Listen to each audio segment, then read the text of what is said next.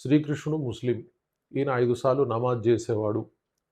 ఈయన చెప్పిన భగవద్గీత 6వ అధ్యాయం 10వ శ్లోకంలో ఉన్నటువంటి శ్లోకాలన్నీ గూడా ముస్లిం బోధనలో ఉన్నవే అని అన్సారీ అనే ఒక మౌలానా ఉత్తరప్రదేశ్ లక్నోలో మాట్లాడాడు. ఆయన మాట్లాడగానే హిందూ మతానికి సంబంధించినటువంటి ఒక స్వామీజీ ఏం చేశాడంటే, ఈయన నాలికను జీరేయండి, ₹10,00,000 ప్రైజ్ ప్రకటించాడు.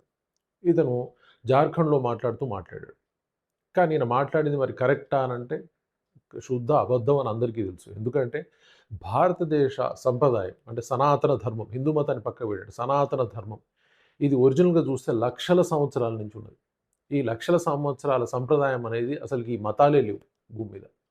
లేని మతాల నుంచి సనాతన ధర్మంలోకి ఎక్కడి నుంచి వస్తది అనేది వీళ్ళకి అర్థం కావాలి. అంటే వీళ్ళకి అర్థం కాదు, అర్థం చేసుకోవడం ప్రయత్నం చేయరు.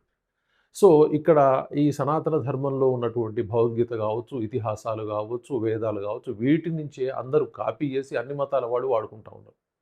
సరే అది మనం ఎప్పుడు కూడా ఆబ్జెక్ట్ చేయటం లేదు. ఎందుకంటే మంచి విషయాలు ఎవరు వాడుకున్నా మంచిగా అయితామంటే మనం యాక్సెప్ట్ చేస్తాం.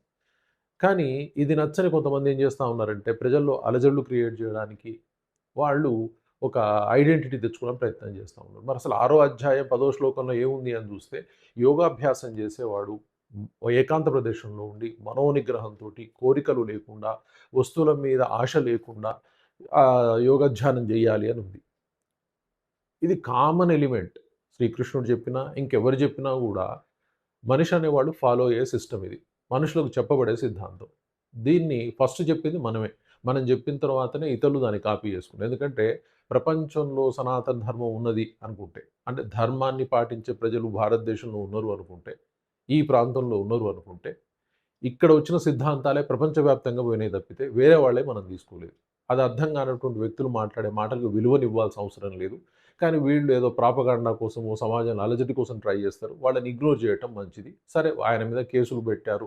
ఇవన్నీ జరుగుతూ పోతా ఉంటాయి. బట్ ప్రజలు అర్థం చేసుకోవాల్సిన అవసరం ఏందంటే సనాతన ధర్మం అనేదే శాశ్వతమైనది. దానిలో చెప్పబడే సిద్ధాంతాలు మన నుంచే ప్రపంచంలోకి పోయినాయి తప్పితే మన ఎవరి దగ్గర నుంచి రాలేదు. అది అర్థం చేసుకోవాలి. Thank you very much.